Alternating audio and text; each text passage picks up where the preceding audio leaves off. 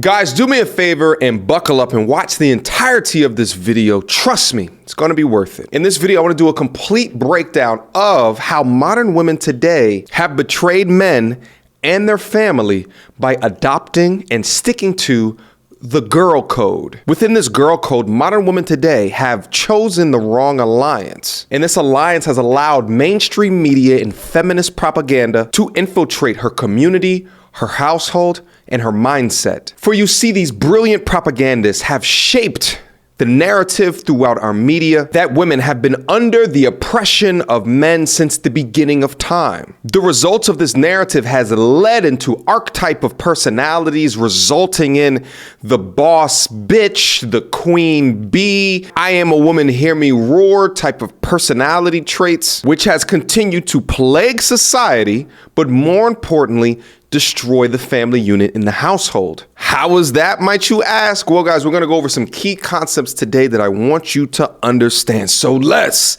get active. The rise of online dating and the rise of feminism has taught women that they are not to blame for any poor choices.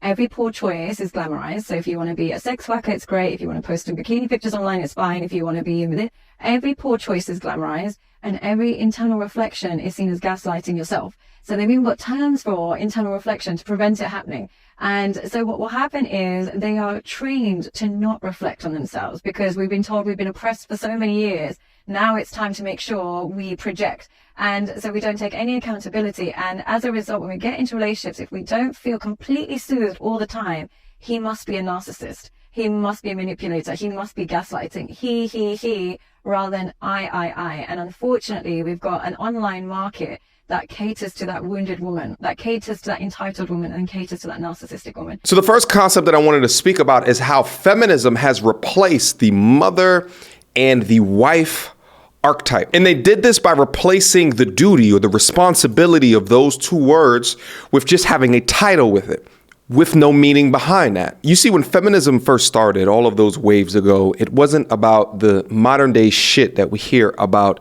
today, being forever oppressed, down with men, sexually liberated. It was about equal rights. It was about equality, having the right to vote, having the right to own property, having the right to have bank accounts, equal wage for the same amount of work and same quality of work, access to birth control, access to divorce. But as we all know, it is completely out of control today. And that's because the nonstop propaganda was too successful. And it was just that, propaganda. But one of the most damaging things that it's done is that it has replaced the responsibility and the duty of being a wife and a mother with the importance of having a job title. This 55-year-old is responding to a TikTok that asked older women what it's like being child-free by choice.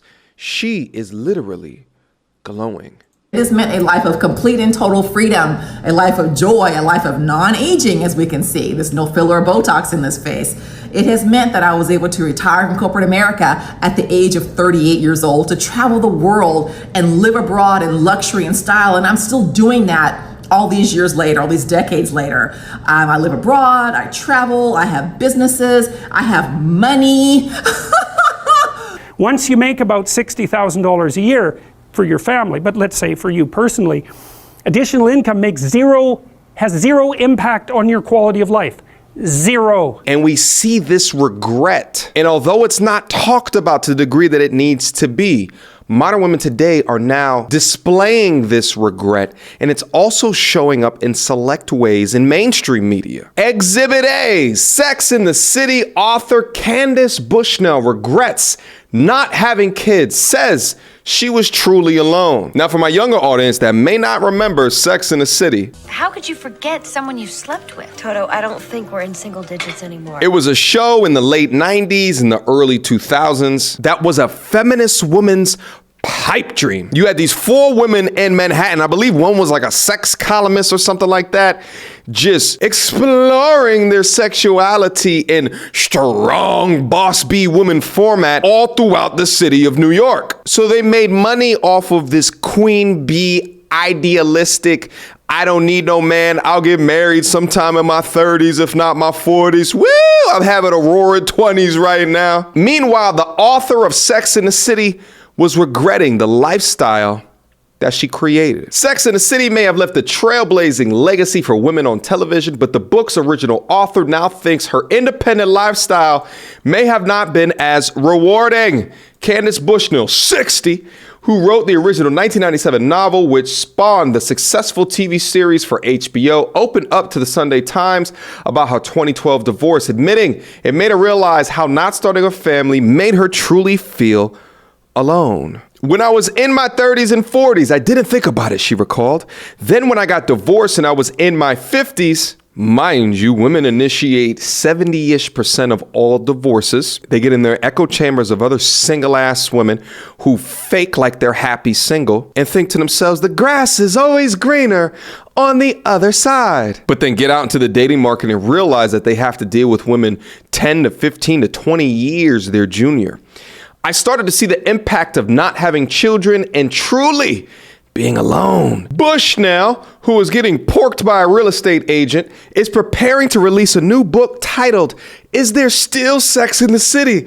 The book, which drops in August, deals with what Bushnell calls middle-age sadness, along with the new obstacles women face once they turn 50. I'm tired. I'm tired of doing it myself. I'm tired of being alone. I want to share my life with someone. I am just freaking tired. I found this study created at the University of Pennsylvania, where they talk through the loneliness and depression in middle and old age. Are the childless more vulnerable? Results indicate that net of other effects, both loneliness and depression are significantly related to childlessness for women, but not men. Childless women are 46% more likely to report high depression compared to mothers. These results demonstrate the greater salience of childlessness for women compared to men. The findings are discussed in the context of the changing norms regarding marriage, divorce, childlessness, and gender roles experienced by the newly emerging cohorts of middle age and elderly. So we have all this information, all of these testimonies, but still, feminists don't care about these numbers. Feminists don't care about biology. For them, it's about power. It's about money. Meanwhile, the power or the happiness in young women's lives is so closely tied to becoming of marriageable material so that they can start a nuclear family. Most women are happier at home. They are pretending that they like working, and they're not making money because they don't stay all night at the office. They don't go the extra mile. They don't work all weekend. You're making a mistake. You would be much happier at home with a husband and children. Oh boy. Oh, I mean, boy. I'm literally shaking. You just said you're single. You don't have a boyfriend. You're what? That's you're my celibate? choice. Yeah, look, you're miserable. You would be so much happier with kids around you tonight. Imagine coming home, mommy's home. But the queen bee, boss bee, I don't need no man filth that contaminates their soul brings them farther away from ever achieving that goal. Women embracing feminist ideology has resulted in a cohort of women who like the idea and the sound of certain roles, but are not prepared to be in those roles. For example, she wants a high-earning, productive man, but refuses to learn how to cook or refuses to cook for her man. Surgeon goes viral after she cooks for her husband after working a 13-hour shift. Husband expects dinner when he gets home.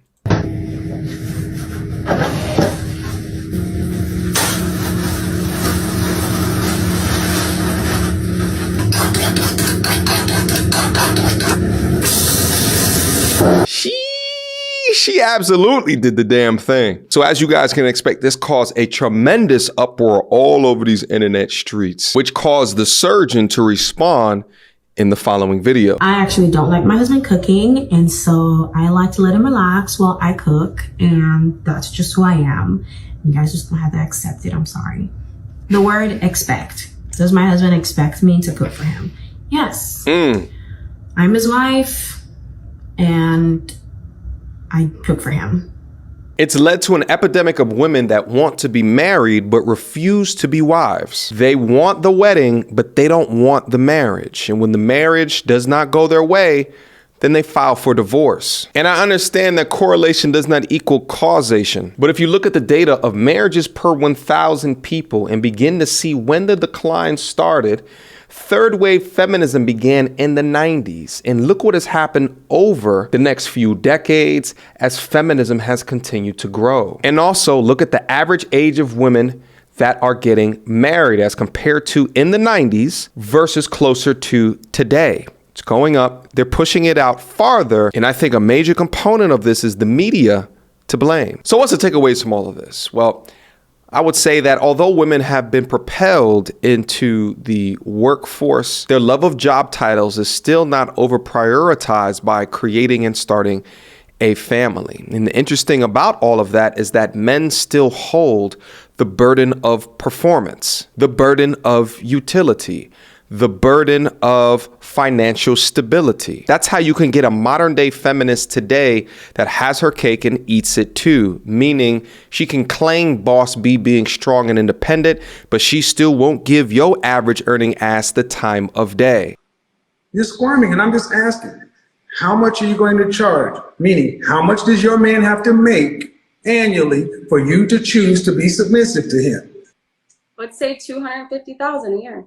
Because in the back of her mind, she's thinking towards, well, how can I give myself to someone with the highest earning potential? And this beneficial symbiotic dance that modern women have today allows them to also be perpetual childlike princesses while also punishing the men in the same society for being dominant. And as a result of all of this, modern women today are not interested in finding a male leader, while at the same time being groomed to have an insatiable appetite for the most alpha man to be loyal, consistent, and monogamous to her. Now, it comes into the fact that since there's not enough qualified men, and when I say qualified, I don't mean just financially, I mean in the brain, qualified to reason and think and deal and raise and make decisions. It's so few men that are qualified for that, which is why if we find a good man like that, you need to get a number and get in line and hope he'll include you. As men today, we must understand these concepts so we can conceptualize what is happening around us and to the women that we are dating. But if you didn't hear anything within this video, just understand these things. The feministic propaganda dribble starts when they're a child and they have been raised to think that you ain't shit while also them being better than you. Will you marry me? Mary Jane! Why did you do that? To prove to myself that you'll always be there for me when it really counts. My second thing is that the majority of women break all rules for alpha men. But the third and maybe the most important rule is that whether you're an alpha guy or a beta guy, the divorce court system doesn't give a shit about you. So protect yourself at all times. Questions, comments, concerns, y'all already know what to do. Mediocre tutorials and reviews at gmail.com. Guys, let me know what you think about my couple of thoughts regarding this video here today. There's a load of different content that I want to be able to talk about. So let me know how you feel about this. And if you guys want me to go on with this breakdown. I think that it's very important that as men, we all understand the society that we live in today so we can do the most damage within it while also understanding that will make us the most joyous and happy at the same time. Fact of the matter is that the decision of a significant other will be the most important decision throughout your life. So understanding how their mind might be infected is a very important lesson for you to understand as you pick. Until next time, YouTube, peace.